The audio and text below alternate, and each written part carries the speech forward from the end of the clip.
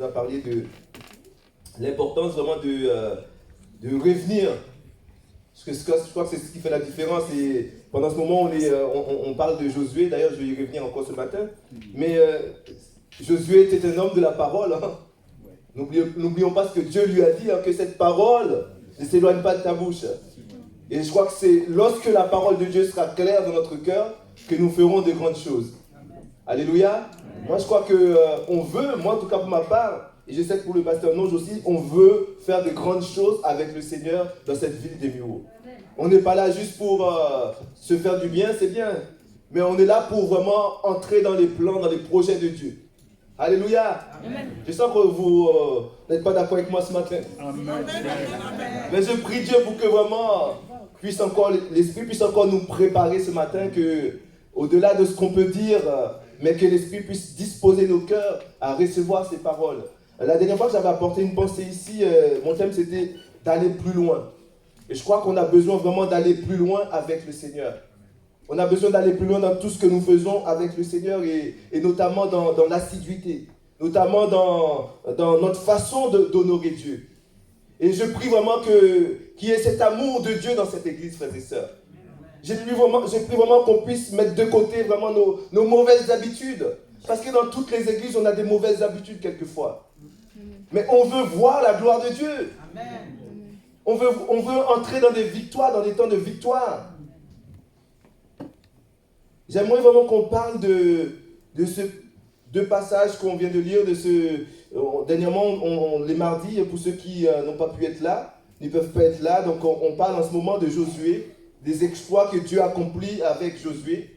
On a vu comment Dieu a fait tomber Jéricho avec ses murailles, ses fortifications. On a vu la main de Dieu et comment miraculeusement le peuple est entré dans cette ville forte. Et on a vu aussi cet échec avec la ville d'Aï. On a vu comment il y a eu des morts. On a vu comment il y a eu des souffrances. Mais au chapitre 8, on a vu la gloire de Dieu au travers de la victoire. Ce matin, j'aimerais qu'on insiste sur la victoire. Parce qu'on est un peuple, on est appelé à vivre, à connaître les victoires. Amen. On n'est pas appelé à vivre dans l'échec, à rester dans l'échec. On n'est pas appelé à vivre dans l'humiliation, dans la honte, dans la déception, dans le retranchement. Parce que c'est ce qui accompagne la défaite. On n'est pas appelé à vivre dans les murmures. Des gens qui sont tous constamment en train de se plaindre. Des gens qui ne sont jamais satisfaits. J'allais dire, excusez-moi du thème, mais peut-être que je me trompe, mais des gilets jaunes spirituels peut-être. Puisque c'est un thème d'actualité. Mais je crois que dans nos églises, il y a des gens qui sont comme des gilets jaunes spirituels. Qui ne sont jamais contents et qui veulent faire tomber le système. Mais si vous êtes dans cet état ce matin, vous ne pouvez pas être heureux. Vous ne pouvez pas vraiment entrer pleinement dans ce que Dieu a préparé si vous êtes dans de tel état d'esprit. Je crois que Dieu nous appelle à dépasser. Dieu nous appelle à entrer dans une autre dimension. Frères et sœurs, on veut voir autre chose. Je crois qu'on ne peut pas se satisfaire vraiment peut-être des miettes qu'on a pu avoir dans le passé. Peut-être que dans le passé, on a eu des temps où on a connu des victoires. Mais est-ce qu'on est appelé à vivre dans le passé? Est-ce qu'on est appelé à toujours avoir les dos tournés vers ce qu'on a vécu dans le passé? Parce que dans le passé, il n'y a pas eu que des victoires. Il y a eu aussi des moments de doute, des moments tristes. On est appelé vraiment à avoir vraiment cette posture du coureur, du sportif qui est tourné, qui a vraiment en vue la ligne d'arrivée, frères et sœurs. On est dans une course vers l'arrivée et Dieu veut qu'on ait en tête la victoire, frères et sœurs. Et moi, vraiment, j'aimerais qu'on puisse vraiment se dire, vraiment, on est un peuple victorieux. Ce n'est pas seulement des chants, pas seulement des paroles de chants, mais qu'il y ait des attitudes, même si la situation actuelle ne nous le montre pas. Parce que j'imagine ce peuple qui était là après l'échec de Haï. D'ailleurs, le mot, déjà, ça fait pas, c'est pas très, très victorieux, Haï. Mais j'imagine le peuple, mais je ne comprends pas. On a fait tomber Jéricho, qui était quand même une ville beaucoup plus forte, plus grande. Et là, on arrive devant une petite ville, 12-16 000 personnes. Et là, on échoue. Alors donc, je peux comprendre la situation, l'état vraiment du peuple qui était peut-être complètement abattu. Mais j'aimerais vraiment qu'on puisse se donner quelques pistes ce matin pour vivre, pour connaître la victoire. Et le titre de mon message, c'est 5 conditions, quelqu'un pourrait dire 5 clés, 5 conditions pour connaître la victoire de Dieu. 5 conditions pour aller rechercher la victoire. C'est vrai que la victoire, c'est une belle chose. Pour les footeurs, hein, on voit ce que ça fait quand on gagne une Coupe du Monde. Des gens qui sont vraiment émus, beaucoup de remue-ménage. Il y a beaucoup de bruit. Mais Dieu veut vraiment qu'on puisse être vraiment ce peuple. Moi, j'aime beaucoup le moment de louange, d'adoration. Je ne sais pas pour vous, où il y a vraiment, quelquefois, le leader de louange a du mal à vraiment continuer à encourager le peuple, parce que quelquefois, on est un peu mou, on a du mal à chanter, on n'ouvre pas la bouche et on pense que la voix va sortir ailleurs. Pourtant, on n'est pas ventriloque. Mais parce que la louange, c'est des moments de proclamation de la gloire de Dieu. Amen. Parce que la louange, c'est des moments vraiment où le peuple proclame la victoire. Amen. On n'attend pas déjà de voir, mais on proclame la victoire. Parce que notre Dieu est victorieux. Amen. Je ne sais pas si vous êtes persuadés de cela. Amen. Notre Amen. Dieu est victorieux. Et parce qu'il est victorieux, il nous donne aussi la victoire, frères et sœurs. Il veut vraiment qu'on soit vraiment un peuple qui a cette culture de la victoire. Amen. Parce que quelquefois, je crois que l'ennemi veut aussi nous ravir cette force. Parce que je crois que la victoire, c'est aussi une force. Parce qu'on sait qu'il a déjà vaincu à la croix. La Bible nous parle de Jésus qui a vaincu à la croix, qui a écrasé la tête du serpent. La Bible nous parle de celui qui est assis sur le trône le plus élevé, au-dessus de l'ennemi de nos âmes, qui a tout pouvoir entre ses mains, au-dessus des chefs d'État, des grands de ce monde. Et quelquefois, on est là comme des misérables, on est en train de se plaindre dans notre misère, dans notre situation. Et on oublie que notre Dieu est sur son trône et qu'il tient toutes choses entre ses mains. Et qu'il a sa main sur tout ce qui se passe dans ce monde. Il n'y a rien qui se passe sans que le Seigneur soit au courant, sans qu'il ait la main sur les situations, sur les circonstances. Quand bien même il y aurait un tremblement de terre et cela arrive. Mais Dieu est au contrôle, frères et sœurs. Quand bien même la mort serait là dans notre famille, dans l'église, ça peut arriver, mais Dieu est quand même au contrôle. Alors, c'est 5 conditions qui ne sont pas forcément exhaustives, parce qu'il y a tellement de choses qu'on peut rajouter, il y a tellement de choses qui peuvent vraiment nous aider, contribuer vraiment à la victoire. La première, c'est s'éloigner du péché. C'est la sanctification, comme on a pu le voir. Et lorsqu'on a lu ces passages dans le Josué chapitre 7, on a pu voir vraiment que ce qui a causé la perte du peuple, c'était vraiment ce péché, le péché d'Achan. Et il est dit dans Josué 7, versets 11 à 12, « Israël a péché, ils ont transgressé mon alliance que je leur ai prescrite, ils ont pris des choses dévouées par interdit, ils les ont dérobées et ont dissimulé, et ils les ont cachées parmi leurs bagages. Aussi les enfants d'Israël ne peuvent-ils résister à leurs ennemis? Ils tourneront le dos devant leurs ennemis, car ils sont sous l'interdit. Je ne serai plus avec vous si vous ne détruisez pas l'interdit au milieu de vous. » C'est une parole très grave d'autant plus que nous connaissons ce texte, puisque là il s'agit juste du péché d'un homme. Mais lorsqu'on regarde ce passage, on voit que Dieu associe tout le peuple. Alors qu'il y a juste un homme qui a dérobé, un homme qui a caché, qui a volé, mais Dieu connaît toutes choses. Mais il a quand même associé tout le peuple à ce péché. Et d'où l'échec de tout le peuple. Le problème du péché, frères et sœurs, est très grave. Le péché est très grave. Et si nous voulons entrer dans la victoire, si nous voulons intégrer l'armée du Dieu très saint, on a besoin vraiment de régler le problème du péché. On a besoin vraiment que cette condition soit réglée. C'est-à-dire que nous puissions être sanctifiés, être purifiés. Que ce qui est avec nous, que ce qui nous appartient puisse être sanctifié, purifié. Parce que la Bible nous parle d'un Dieu très saint. C'est un thème qui reviendra forcément toujours, frères et sœurs, dans nos prédications, dans nos échanges, parce que Dieu demeure saint. Et nous sommes là dans un monde rempli de péché. Nous sommes dans un corps de péché.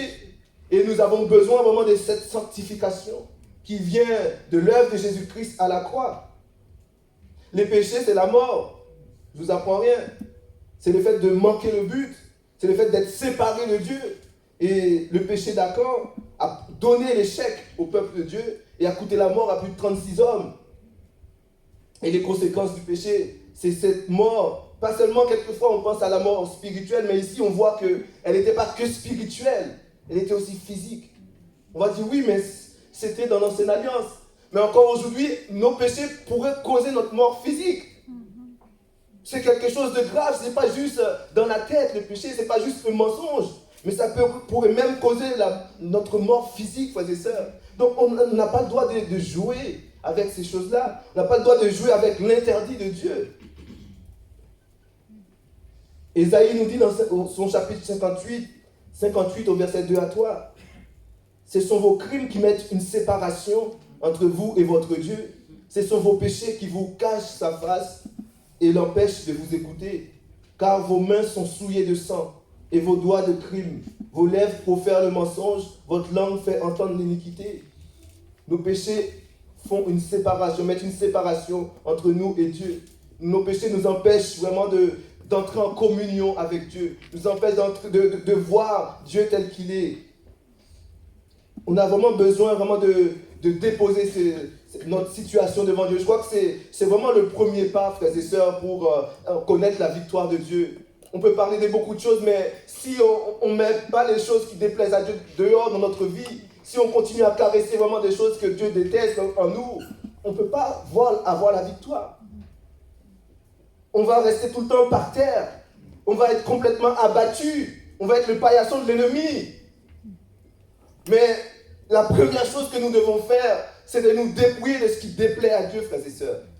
Il y a une démarche spirituelle. Il y a une démarche vraiment personnelle où Dieu nous permet de voir notre vie. Et je crois que cela commence avec la parole de Dieu. D'où l'importance où on insiste sur la connaissance, la bonne connaissance de la parole de Dieu. Parce que c'est la parole de Dieu qui va nous révéler nos péchés. Parfois, nos péchés sont cachés. Parfois, nous péchons sans nous rendre compte parce que nous ne connaissons pas assez la parole de Dieu. Puisque c'est elle qui délimite ce qui est bien et ce qui est mal. C'est Dieu qui délimite ce qui est interdit. Et à nous vraiment de prendre, de prendre notre part, de connaître. De dire, voilà, je veux connaître. Et je dois être vraiment, comme dit la parole, je dois m'efforcer. Je dois m'efforcer à connaître la parole de Dieu. Parce qu'elle est là, elle est disponible. Et d'ailleurs, Dieu a veillé sur sa parole pour qu'elle parvienne jusqu'à nous. Et le temps me manquerait ce matin pour vous dire vraiment tous les obstacles par lesquels elle est passée. Dieu a su préserver sa parole au travers des millénaires pour que nous puissions la voir aujourd'hui. Et donc, elle est importante. Même si certains pourraient dire, oui, mais il y a eu des choses qui c'est pas vraiment, il y a tellement de choses. Non, mais vous pensez que Dieu n'est pas assez grand pour préserver sa parole? La Bible nous dit que celui qui retranche quelque chose de la parole de Dieu, sa place aussi sera retranchée au ciel. Dieu préserve sa parole. Donc cette parole nous montre notre façon de vivre. Cette parole nous éclaire sur notre condition devant Dieu, sur la condition pour pouvoir voir le Seigneur. Concernant la situation du péché, rien sur la terre ne peut cacher ou effacer le péché. Je crois qu'il faut le redire. Le péché ne peut pas être caché de Dieu. Josué et tout le peuple, et même peut-être même la famille d'Acan, n'ont pas vu le péché de cet homme. Acan a enterré ses objets. Il a caché ses objets, excusez-moi, aux yeux de tous. Et même Josué, qui était un homme de Dieu, qui était proche de Dieu, il n'a pas vu. Il n'était pas au courant. Et si on se rappelle du premier homme et femme qui ont péché, Adam et Ève, ils ont voulu se cacher de Dieu. Et le péché, en fait, nous voile la présence, nous voile la face de Dieu et nous empêche vraiment d'être au contact avec le Seigneur. Et c'est là que vient la mort. Mais même si nos yeux ne peuvent, même si on peut cacher à l'homme le péché, mais à Dieu, on ne peut pas cacher. Dieu, il y a quelque chose qui ressort. Même si on est les plus beaux chanteurs du monde, même si on est là dans l'adoration, on est là en train d'avoir un moment merde. Non, Dieu voit avant tout ce que nous pouvons faire. Dieu voit l'état de notre cœur. Dieu voit vraiment la souillure qui est peut-être dans notre cœur, qui nous empêche de le louer. Même si dans notre bouche, il y a des paroles d'amour pour Dieu, mais si le problème du péché n'est pas réglé, toutes ces choses ne servent à rien. Pas besoin d'aller encore plus loin, mais d'abord régler ce problème. D'abord s'arrêter. De dire, Seigneur, j'ai péché contre toi. J'ai péché contre ton ciel. Je crois que l'homme veut toujours cacher à Dieu. On veut toujours essayer de berner Dieu. On peut berner l'homme, on peut berner les gens qui sont autour de nous, mais on ne peut pas berner Dieu. Parce qu'il n'y a rien qui soit caché devant lui. Il connaît vraiment l'état de chacun des cœurs. Excusez-moi, mais ce n'est pas ce que je veux dire, je ne suis pas là pour accuser qui que ce soit. D'ailleurs, je suis au courant de rien du tout. Mais je suis là vraiment pour nous aider vraiment à déposer nos cœurs. Parce que vous savez que le péché, c'est aussi un fardeau. Plus on porte le péché en nous, plus on se fatigue. Plus on a du mal à avancer, plus ça nous donne vraiment, ça alourdit notre marche. C'est pénible à la longue. Mais lorsqu'on arrive à déposer notre fardeau au pied du Seigneur, combien il est bien mieux la vie. Combien on arrive à saisir vraiment la paix de Dieu. Et d'ailleurs, pas de paix avec le péché. Si on veut vraiment connaître la paix, il faut déposer vraiment notre péché. Amen. Ce qui est formidable avec Dieu, c'est que Dieu ne donne pas des situations sans solution. Il y a toujours des solutions avec Dieu. Amen. Moi je dis heureusement, et là encore le monde va fêter Noël, mais sans se rendre compte vraiment de l'importance de la venue de notre Seigneur. On voit dans ce passage comment est-ce que Josué a trouvé la solution. Alors qu'il était là en train de se casser la tête, se creuser la tête sur la situation. Pourquoi l'échec? Pourquoi on a du mal à battre une petite ville? Mais il n'avait pas la solution de lui-même, mais il était dans la prière. Mais c'est Dieu qui va donner la solution. Amen. La solution du péché ne vient pas de la terre, mais elle descend du ciel. La solution descend du ciel. Et c'est Dieu qui permet, qui nous donne les moyens de nous défaire du péché. Et dans ces passages, on voit Dieu, on voit le cœur de Dieu au travers de ce qu'il va faire avec Josué, mais on voit aussi Josué et le cœur de Josué. Et on voit que Josué finalement était un homme au cœur sincère et pur. Parce que c'est dans la prière que Dieu a su lui révéler la méthode pour connaître vraiment la situation du peuple. Vous savez que c'est une responsabilité que d'être responsable du peuple de Dieu. C'est une responsabilité. Et d'ailleurs, on le sait très bien en ce qui concerne Moïse. Le peuple a fait chuter l'homme de Dieu. Alors que Moïse était l'homme le plus patient que la terre ait connu. Et pour le cas de Josué, mais on voit que il a ce cœur, il a cette proximité avec Dieu. Et c'est dans cette intimité que Dieu va lui révéler la situation. Et on voit ce que Josué va faire dans le chapitre 7, verset 6. Il est dit, Josué déchira ses vêtements et se prosterna jusqu'au soir, le visage contre terre, devant l'arche de l'Éternel. Lui et les anciens d'Israël, ils se couvrirent la tête de poussière. C'était une situation de deuil, d'humiliation. Alors que on est tous d'accord qu'il n'avait rien commis de mal, selon le texte que nous connaissons. Ce n'était pas lui, le péché ne venait pas de lui. Mais il s'est humilié devant Dieu. Je crois que, frères et sœurs, on a besoin aussi de l'humilité. Souvent, on confond les deux mots, humilité et humiliation. Je crois qu'il y a une nuance. Oui, il y a une nuance. Parce que l'humilité, ça n'a rien à voir avec l'humiliation. Dieu est ce Dieu qui nous a créés et qui aime sa créature. Dieu ne nous humilie pas. Au contraire, il nous élève. Mais par contre, l'ennemi de nos âmes, il veut nous humilier. Il veut nous marcher dessus, nous écraser. Mais Dieu nous élève, frères et sœurs. C'est là aussi la différence. La Bible nous dit que l'humilité précède la gloire. Et je vois l'attitude de cet homme de Josué qui a su s'abaisser. Et il a porté en quelque sorte le péché du peuple. Il s'est culpabilisé devant Dieu.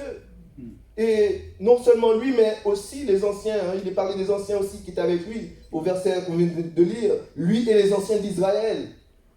Il a demandé à ceux qui l'accompagnaient de prendre aussi avec lui cette charge. Cette attitude, frères et sœurs, c'est une attitude vraiment qui doit nous amener à vraiment aller plus loin. Si nous voulons entrer dans la victoire de Dieu, nous devons savoir nous humilier, frères et sœurs. Amen. Savoir faire le point sur notre vie. Ne pas toujours dire, ah mais non, mais ah là, toujours on est en train de se justifier devant Dieu. Ah mais j'ai rien fait de mal. Mais Adam, c'est ce qu'il a dit. Ah non, mais c'est pas moi, mais c'est cette femme que tu as mis à côté de moi. En quelque sorte, mais c'est toi Dieu qui a fait ça. En quelque sorte, on accuse Dieu. Mais non, mais Dieu veut qu'on puisse prendre nos responsabilités, frères et sœurs. J'ai péché contre toi, Seigneur. Je crois qu'on doit prier, frères et sœurs, pour nos leaders. Je parle pour moi, bien sûr, je parle surtout pour notre frère, le pasteur Nonge, parce qu'ils ont une responsabilité sur les épaules. Il avait la responsabilité de sanctifier le peuple. Au chapitre 7, verset 13, il est dit, lève-toi, sanctifie le peuple. Ce n'est pas une chose facile. Il devait sanctifier le peuple. Nous sommes peut-être, c'est vrai, dans une nouvelle alliance, une nouvelle dispensation, mais Dieu nous appelle vraiment à vivre dans la sanctification, frères et sœurs. Dieu nous appelle à vivre dans ce qu'il a préparé. C'est Dieu, au travers de Christ, a bâti son Église. Et il a bâti l'Église avec de l'ordre. Parce que quand on parle de bâti, on parle de bâtiment, on parle de structure, on parle de fondation. Et même ce bâtiment qui nous garde ici, dans lequel on est, il y a des fondations. Et l'Église est bâtie par Dieu au travers de Christ. Et il y a aussi des structures. Et dans l'Église est structurée par le Seigneur. Oui. Parce que beaucoup de gens veulent croire que, ah ben non, mais c'est vrai qu'on est tous pareils devant Dieu. Mais Dieu a placé chacun à sa place. Dieu a donné des dons, des talents différents à chacun. Amen. Et on doit reconnaître vraiment comme le corps, qu'il y a le pied, il y a la main, on a tous une place dans l'Église. On est tous des pierres vivantes, mais on a tous une place et chacun sa responsabilité devant Dieu. Et ce n'était pas à quelqu'un d'autre, c'était à Josué de faire le travail de sanctifier le peuple. Et quelquefois, ce n'est pas toujours facile. On aime souvent, quelquefois, le moment de victoire, de gloire, de porter les couronnes, les coups, ouais, on a gagné. Mais là, ce n'était pas le plus dur, facile à faire. Mais il a su vraiment prendre sa tâche au sérieux et il a passé le peuple en revue pour découvrir le péché selon la parole de Dieu. Et c'est Dieu qui lui a dit ce qu'il fallait faire. C'est Dieu qui connaît, qui a la solution au péché. Vous savez, quelquefois, la sanctification peut parfois prendre des allures de jugement de Dieu. Parce que c'est un beau mot, sanctification, sanctifier. Mais quelquefois, ça peut passer par des épreuves douloureuses. On voit au travers de la mort d'Akan, de toute sa famille, de ses biens. Peut-être qu'on peut dire, mais Dieu est dur là. Pourquoi est-ce qu'il a quand même tué ces personnes? Mais parce que la sanctification a un prix. On l'a entendu tout à l'heure quand on a commencé notre culte, mais Dieu, le péché a besoin vraiment d'être réglé. Et il n'y a rien sur terre qui puisse régler la situation du péché. Il n'y a pas de solution au péché. Et dans l'Ancien Régime, dans l'Ancien Testament, on couvrait. On ne pouvait pas enlever. Mais la seule solution, elle vient de Dieu. Elle descend du ciel. C'est là vraiment, frères et sœurs, vraiment, qu'on puisse comprendre la grâce que nous avons. La grâce que nous avons d'avoir Jésus. Et je peux comprendre pourquoi est-ce qu'on peut être dans la joie. Qu'on peut proclamer la victoire. Oui. Parce que ce qu'il y avait de meilleur au ciel est descendu sur la terre. Et quelle comparaison entre le ciel et la terre? Il n'y a pas de comparaison possible. Mais c'est au travers d'un don que Dieu a réglé le problème du péché. Et c'est au travers de ce que Dieu va va révéler à Josué qu'il va pouvoir sanctifier le peuple. Sans quoi il y aurait échec sur échec. Sans quoi ça aurait été que des peines. Sans quoi on ne parlerait même plus d'Israël aujourd'hui. Vous voyez vraiment l'importance. On ne peut pas parler de petits péchés.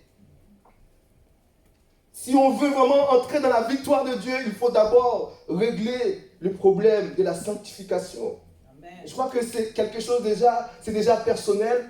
Chacun doit regarder à son cœur. On n'est pas là pour juger telle personne. Non, chacun regarde à son cœur. Mais il y a aussi le cas de la communauté, de l'église, où là, vraiment, frères et sœurs, où le péché de quelqu'un peut entraîner l'échec de l'église. Je crois que quelquefois, on est là en végétation, excusez-moi du terme. On est là en train de tourner en rond, sans jamais entrer dans vraiment la victoire. Pourquoi? Parce qu'il y a quelquefois des péchés cachés. Quelquefois, il y a des situations qui sont cachées, qui sont enterrées depuis longtemps. Et on est là, on n'arrive pas à avancer, on ne comprend pas pourquoi. Mais c'est pourquoi on a besoin aussi de prendre le temps de jeûner, de prendre le temps de se mettre dans la prière, dans la présence de Dieu. Et comme à l'instar, on va dire, de Josué, Dieu peut nous révéler, Dieu peut nous montrer vraiment telle situation. On n'est pas là pour chercher qui que ce soit, on n'est pas là pour faire la chasse à l'homme ou à la femme. Mais on est là, frères et sœurs, pour éradiquer, enlever les souillures, nettoyer nos cœurs, nettoyer le peuple de Dieu. Parce que Dieu a des choses pour cette église. Quand j'entends toutes les personnes, mais moi je n'étais pas de cette église il y a un an, mais toutes les personnes jusqu'à présent qui sont passées dans cette église ont eu des révélations, ont eu des paroles prophétiques, je ne sais pas. Au bout d'un moment, on doit se poser des questions. Si c'est vrai, mais ça veut dire que Dieu a un grand projet. Amen. Si c'est vrai, ça veut dire vraiment il a un travail qu'il veut faire dans cette assemblée. Amen. Mais pour cela, il y a des conditions, frères et sœurs. Dieu peut donner, il y a tellement de promesses dans la Bible, de Genèse jusqu'à l'Apocalypse. Mais il y a des conditions à ces promesses. Et les promesses, pour qu'il y ait l'accomplissement, cela doit dépendre de ce que nous allons faire. Moi, vraiment, j'aimerais insister sur cela, frères et sœurs. Les promesses de Dieu, elles dépendent de ce que nous faisons. Elles dépendent de ce que nous faisons, de ses promesses, de notre attitude, de ce que nous faisons de Dieu. Je crois qu'on doit, frères et sœurs, changer de mentalité. On doit replacer Christ au centre, frères et sœurs. Amen. On doit arrêter de venir à 10h30, 11h, alors que le culte commence à 10h. Non, c'est des détails. C'est des détails, mais c'est tellement important. Mais que pensent les gens autour de nous? Que pensent les gens qui nous voient évoluer? Ah bon, si c'est tellement important pour eux? On a reçu les autres communautés ici. Mais quand on va chez les musulmans, dans les mosquées, quand on va dans les églises catholiques, on voit qu'ils sont ordonnés, on voit qu'ils sont déjà là avant. Mais est-ce qu'on ne peut pas faire des efforts? Est-ce qu'on ne peut pas changer notre façon de faire? Ou on va continuer tout le temps comme ça, où on va entendre des paroles et on va faire comme des sourds, des gens ça ne change rien en nous. Mais je prie Dieu, frères et sœurs, qu'il y ait des vrais changements, qu'il y ait des résolutions personnelles. Oui. Pour dire non, moi, je refuse la médiocrité. Oui. Je veux vivre vraiment dans l'excellence pour mon Dieu. Amen. Avant même mon travail qui est très important. Oui. Ces gens qui me voient mon responsable. Oui. Mais je veux d'abord honorer Dieu. Je ne suis pas obligé de le faire. Oui. Mais je veux lui donner la première place. Amen. Dire Seigneur, mais au moins pour les réunions d'église, je vais faire un effort. Oui. Je vais être assidu. Oui. Parce que le dimanche, c'est là ma place. Mais qu'est-ce qu'on peut faire un dimanche matin? Si ce n'est pour aller aider les personnes pour un nouvel espoir dans cette collecte. Ou bien si peut-être on a un travail qui exige qu'on travaille le dimanche. Je ne dis pas qu'il faille laisser les malades sur le lit d'hôpital parce que c'est l'église, non. Mais sinon, ma place est parmi le peuple de Dieu. Amen. Ma place est pour louer Dieu, pour l'adorer. Je crois que de cette manière, on peut se sanctifier en venant dans la présence de Dieu. Oui. Oui. Une autre condition pour connaître la victoire de Dieu, c'est se rapprocher, c'est être à l'écoute de Dieu. Ce sont des choses basiques. Hein? On les répète peut-être à toutes les prédications, mais ce sont des choses essentielles. S'approcher, se rapprocher de Dieu et être à l'écoute de Dieu. Être proche du Très-Haut. Et Josué, il avait cette attitude. Il était proche de Dieu. On le voit dans tout ce qu'il fait, mais notamment dans ces deux textes, dans le chapitre 7 et 8 de Josué. On voit que lorsqu'il y a eu l'échec, il s'est remis en question, ça a fait un tilt, et il s'est mis devant Dieu. Il n'a pas demandé au peuple, il n'a pas demandé aux anciens, mais qu'est-ce qui se passe? Non, il a pris ses responsabilités, il a cherché la face de Dieu, il a imposé le jeûne aussi à ses anciens. Et je crois que sa plus grande force, la plus grande force de Josué, c'est sa proximité avec Dieu.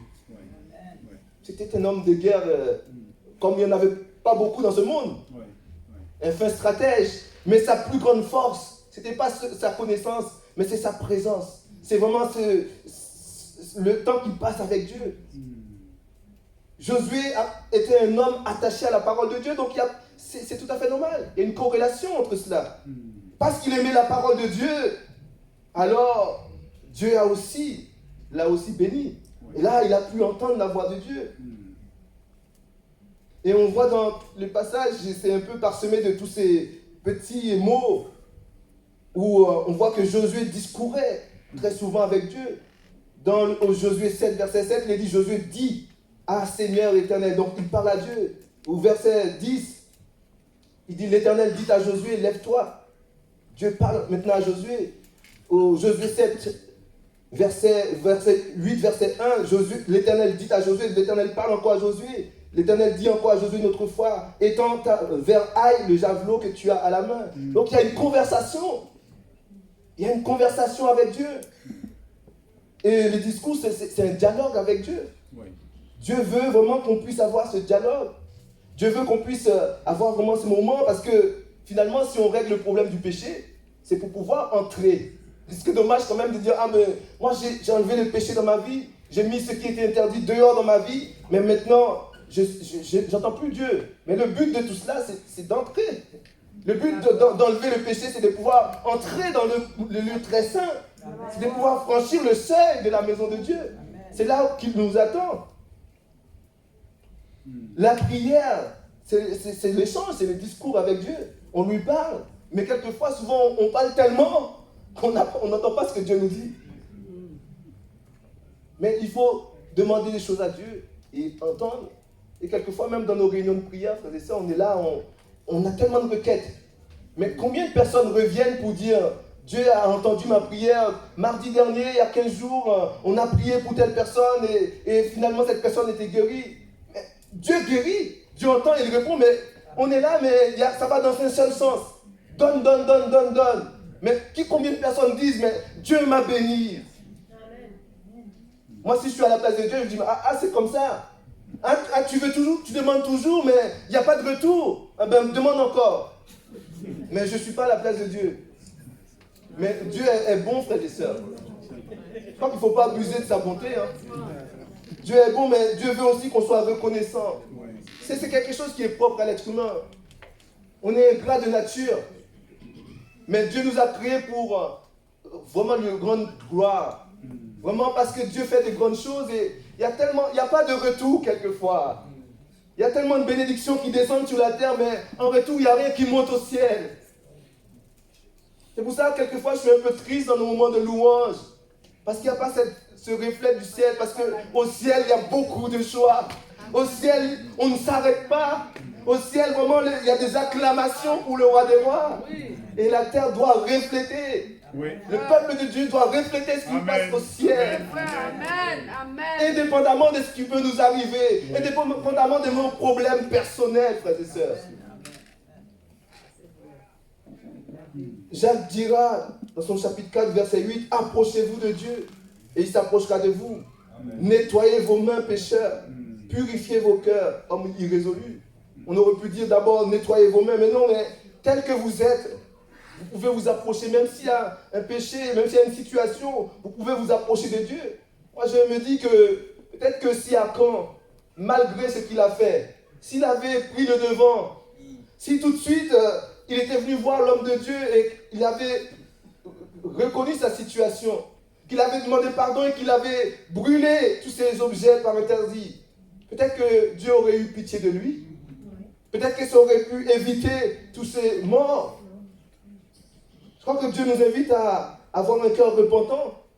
Dieu nous invite vraiment à ne pas cacher, frères et sœurs. Et finalement, on pourrait dire que s'approcher de Dieu, ce n'est pas si dur que cela, si nous l'aimons.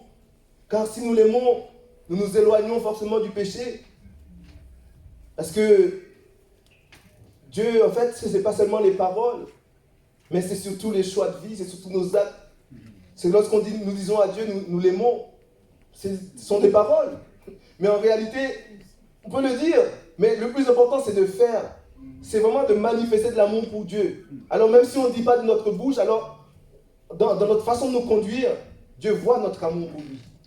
Moi, je préfère que quelqu'un me dise rien, mais qui se comporte en m'aimant, tout simplement, en prenant soin de moi. Et je crois que c'est ce que Dieu veut. Avant les paroles, Dieu veut d'abord les actes. Dieu veut d'abord vraiment un cœur qui lui soit repentant. Dieu veut que nous puissions changer de comportement. J'ai parlé tout à l'heure de petits détails, mais quand vous mettez des petits détails ensemble, ça fait des grandes choses. Le psalmiste pouvait dire dans le psaume 73, verset 28, pour moi, il ne sait pas pour les autres, hein. En tout cas, il parle pour lui. Il dit, pour moi, m'approcher de Dieu, c'est mon bien. C'est pas pour vous, hein. Moi, j'aimerais dire aussi comme lui, en tout cas pour moi, être dans la présence de Dieu, partager ces moments avec vous, c'est mon bien, c'est ce qui me fait du bien. Amen. C'est pour cela que je vis vraiment pouvoir louer Dieu. Amen. Je sais qu'un jour, on pourra le voir tel qu'il est, mais il y a une joie merveilleuse de pouvoir le faire avant même ce jour-là. Oui. Parce que le ciel se vit déjà sur la terre. Il ne faut pas attendre de mourir pour vivre le ciel. Parce que la vie éternelle commence maintenant. Amen. Beaucoup de gens disent, ah mais quand je serai au ciel, je demanderai. Non, si tu veux aller, il faut que tu prennes ton ticket maintenant. Oui. Beaucoup de gens disent, mais non, mais plus tard. Laisse-moi vivre d'abord, je suis jeune. Mais c'est maintenant que tu dois te décider.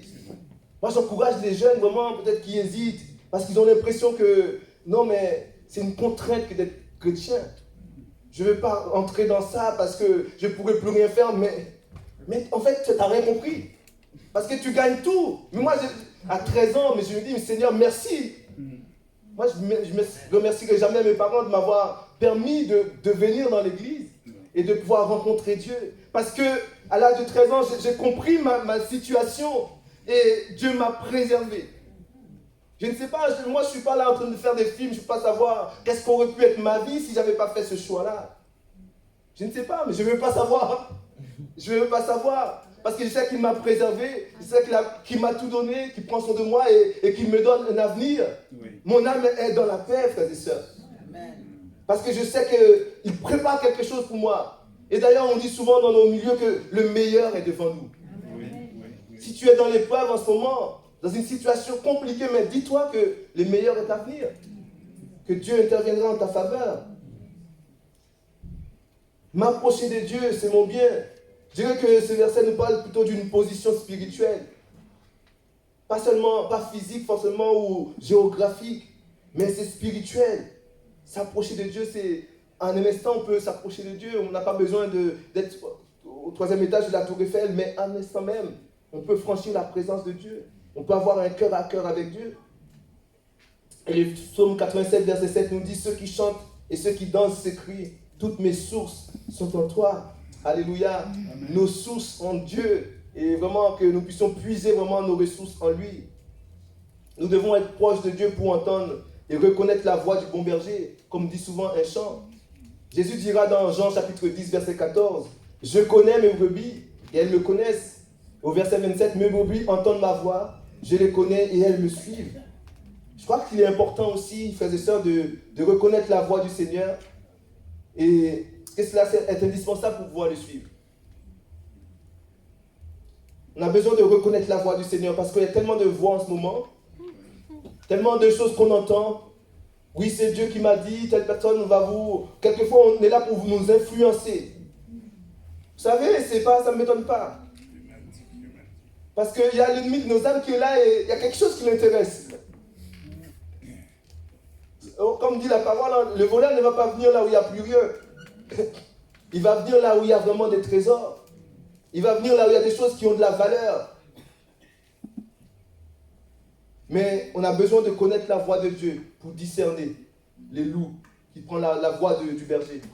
pour discerner vraiment ceux qui viennent pour voler, pour nous prendre ce que Dieu a mis dans notre cœur. On a besoin de connaître la pensée de Dieu. Je crois qu'on a besoin vraiment que le Seigneur nous apprenne à entendre sa voix. Je crois qu'on doit se rappeler de ces disciples de Maüs qui n'ont pas tout de suite su reconnaître le Seigneur. La Bible nous dit que mais ils ne pouvaient pas. Mais nous voulons vraiment cheminer avec le Seigneur, mais tout en reconnaissant sa voix, reconnaissant ses conseils pour notre vie. Oui. Et ce passage dans Ésaïe 50, versets 4 à 5, nous montre que nous pouvons demander, nous pouvons faire des prières à Dieu pour qu'il puisse ouvrir nos oreilles, frères et sœurs, nos oreilles spirituelles. Il est dit que le Seigneur, l'Éternel, m'a donné une langue exercée pour que je sache soutenir par la parole celui qui est abattu. Amen. Il éveille chaque matin, il éveille mon oreille pour que j'écoute comme écoute des disciples. Amen. Le Seigneur, l'Éternel, m'a ouvert l'oreille et je n'ai point résisté je ne me suis point retiré en arrière. Je crois que ce sont des prières que nous devons faire. Seigneur, ouvre mes oreilles, que je puisse reconnaître ta voix. Et on voit dans ce passage qu'il est dit chaque matin, il exerce chaque matin. Il éveille chaque matin, il éveille mon oreille. Et quand on revient encore à Josué, on voit que Josué est un homme du matin. Il se levait souvent. Et combien de fois il est marqué que Josué se leva de bon matin. On a besoin vraiment de cet exercice quotidien pour pouvoir non seulement entendre, mais écouter. Alors une écoute active. C'est pour ça que je dis tout à l'heure, on peut dire des bonnes choses. On peut ressusciter vraiment les plus grands prédicateurs pour prêcher. Mais si on n'écoute pas, ça ne sert à rien. D'ailleurs, tous les gens n'étaient pas sauvés avec Jésus. Ils n'étaient pas tous des disciples. Beaucoup ont entendu. La foule entendait. Et pourtant, il n'y a que certains qui ont été touchés. Et je dis, Seigneur, je ne veux pas que ces paroles tombent dans l'oreille d'un sourd, mais que ces paroles aient des répercussions sur toute ma personne. Pour que je puisse vraiment changer ma situation, pour que je puisse entrer dans des moments de victoire, que je puisse aussi prendre ce moment stratégique qu'est le matin. Une fois, j'avais fait une prédication sur ce thème, le matin. Et je crois que c'est important, ça. Parce que c'est un moment spirituel. On voit qu'on a dit que Josué était un homme stratégique, mais il savait que l'importance du matin, l'importance vraiment de se lever avant vraiment le soleil, de se mettre devant Dieu, l'importance vraiment de proclamer, parce que le matin, il y a encore ce moment de silence. Il y a ce moment où notre être est encore à l'écoute. Je crois que c'est très important. Ceux qui le peuvent vraiment de prendre d'abord du temps dans la prière le matin, avant même que toute la famille se réveille, que la rue se réveille. Il y a ce moment qui est propice vraiment à l'écoute, à la voix de Dieu. Je ne veux pas être très long ce matin. Je crois que je ne vais pas tout faire, mais il y a aussi, la troisième condition, c'est obéir et se soumettre à la parole de Dieu. Ce n'est pas forcément des choses qu'on aime entendre, frères et sœurs. Mais si on revient encore au Josué, décidément, ce jeune homme, ou cet homme, parce qu'il n'était pas si jeune que ça finalement après, il avait toutes les qualités. Josué était un homme obéissant. Il savait vraiment obéir à Dieu. Et il savait s'humilier. Il est logique en fait qu'il cherche dans la présence de Dieu. Qu'il cherche la présence de Dieu parce qu'il a vraiment ce cœur humble. Vous savez que c'est bien de connaître la parole de Dieu. C'est bien de connaître toutes sortes de choses, des grands penseurs. D'ailleurs, Paul était quelqu'un qui connaissait beaucoup la parole. Il a fait beaucoup d'études. Mais il ne faut pas oublier que l'enfer est parsemé de grands théologiens. Des gens qui connaissent toute la Bible. D'ailleurs, même l'ennemi de nos âmes, Satan connaît la Bible. Il connaît la parole. Donc, on doit faire attention de la connaissance. Mais cette parole qui dit vraiment que l'obéissance vaut mieux que le sacrifice. Amen. Qu'est-ce que nous faisons de tout ce que nous connaissons, frères et sœurs? Je vous renvoie encore la balle, je nous renvoie encore la balle. On a vraiment besoin de mettre en pratique parce que la parole elle nous est dit, elle est comme une épée à double tranchant. Alors faisons attention. Josué, on voit qu'il n'a pas cherché à être original dans les prescriptions de Dieu. Dieu lui a dit clairement ce qu'il fallait faire, qu'il fallait mettre une embuscade, qu'il fallait mettre des hommes. Il n'a pas dit, ah bah oui, mais là, non, je peux plutôt mettre là. Non, il a fait texto ce que Dieu lui a demandé. Et quelquefois, il faut être bête et discipliné avec Dieu. Lui, obéir tout simplement. Peut-être que certaines personnes au milieu du peuple auraient pu dire à Josué, ah non, mais ce n'est pas une bonne idée. Fais plutôt ça. Et peut-être certaines personnes auraient pu diviser le peuple de cette manière. Mais non, il a appliqué comme Dieu lui a dit. Amen. Je crois qu'on ne doit pas tordre vraiment le sens de la parole de Dieu. On doit faire attention de ne pas la tordre en fonction de notre situation. Quelquefois, on veut vraiment... Il y a une situation, ah non, mais la parole dit ça, mais vous êtes sûr que c'est ça? On va essayer. Non, c'est pas bon ça. Parce qu'on commence vraiment à détourner. Il ne faut pas confondre méditation et médication. Ce n'est pas le même mot. La méditation, vraiment, c'est Dieu qui nous révèle. On lit, d'ailleurs, c'est le même mot que ruminer. On repasse les paroles et Dieu nous révèle sa pensée. Alors que la médication, c'est un thème médical qui concerne vraiment des traitements. On suit les traitements, alors non, mais la parole de Dieu, c'est pas un livre d'ordonnance. On doit vraiment prendre le temps que le Seigneur puisse nous révéler sa pensée. Ça doit venir de lui. Nous, on est là, on repasse la parole et c'est lui qui nous révèle. On voit que Josué était un homme soumis à Dieu. Et la soumission peut être associée à la faiblesse, à la honte. Mais pourtant, c'est une vertu divine. Parce qu'on voit que Jésus lui-même était soumis au Père. Dans les jardins de Gethsémane, il a dit, non, toutefois, pas ma volonté. Pas ce que je veux, mais ce que toi tu veux. Et la Bible nous invite, frères et sœurs, à nous soumettre à Dieu, à résister au diable. Et quelquefois, on fait le contraire. On résiste à Dieu. Et on se soumet au diable. Mais il ne faut pas oublier aussi que Dieu veut aussi que nous puissions obéir.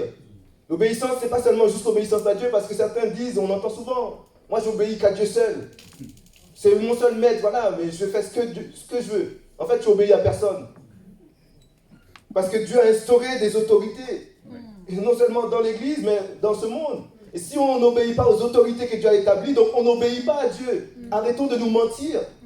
Respectons l'autorité que Dieu a placée. Et arrêtons de toujours vraiment de s'opposer à ce que Dieu a placé dans l'Église. On peut échanger beaucoup de choses, mais vraiment que nous puissions vraiment aller de l'avant, parce que le temps me manque ce matin pour vous parler de ce sujet. Mais s'il y avait des divisions au milieu du peuple, si le peuple commençait à se révolter contre Josué, vous dire, mais non, on ne va pas faire comme ça, mais vous imaginez l'issue, il serait encore dans l'échec. On a besoin, frères et sœurs, je vais terminer là, de nous soumettre à Dieu, de laisser l'Esprit de Dieu nous faire entrer dans les rangs que Dieu a préparés pour nous, et de laisser le Seigneur nous conduire, parce que devant nous, il y a une grande victoire. Devant nous, il y a une grande victoire pour le Seigneur, pour cette ville de Muro. Moi, je bénis Dieu parce qu'on voit que Dieu ouvre des champs. Parce que le dernier que j'avais préparé, la dernière pensée, c'était de détruire les œuvres de l'ennemi, d'agir dans les timings de Dieu. On voit qu'on est là alors qu'on est dans la présence de Dieu, mais Dieu ouvre des camps. Et Dieu nous invite d'y aller, mais après il faut être courageux pour y aller. Hein, on a vu que Josué a pris des hommes les plus vaillants. Mais si on veut vraiment entrer dans les promesses de Dieu, il faut prendre son courage à deux mains. Il faut y aller. Il ne faut plus après se regarder dans les yeux. Non, mais il faut y aller, il faut se lever. Et je crois que c'est important de prendre des forces dans la présence de Dieu. On va se lever ce matin et on va demander à Dieu vraiment de nous fortifier. Je laisserai la place au groupe de louanges s'ils ont un chant pour terminer. Mais on va demander à Dieu vraiment de nous aider ce matin, que nous soyons des vainqueurs, que nous soyons des victorieux, même si on n'est pas encore entré dans la victoire de Dieu, mais qu'il puisse nous fortifier, qu'il puisse nous encourager, qu'il puisse nous aider vraiment à prendre notre part, qu'il puisse nous aider vraiment à être des vaillants, des hommes et des femmes vaillants, des hommes et des femmes qui prennent leur place. Alléluia. Seigneur, nous voulons te remercier pour ces moments. Merci pour ta parole. Merci pour le cas de Josué. Nous croyons que c'est aussi un exemple pour nous, Seigneur, un modèle. Tu veux que nous puissions être à son image, être des hommes et des femmes qui ont cette foi vraiment débordante, qui ont cette foi conquérante, Seigneur. Nous ne voulons pas nous contenter, Seigneur, de la pauvreté que nous avons, mais nous voulons entrer pleinement dans ce pays que tu as préparé pour nous. Enlève la paresse en nous, Seigneur. Enlève, Seigneur mon Dieu, la distraction. Enlève, Seigneur mon Dieu, le péché, la souillure en nous.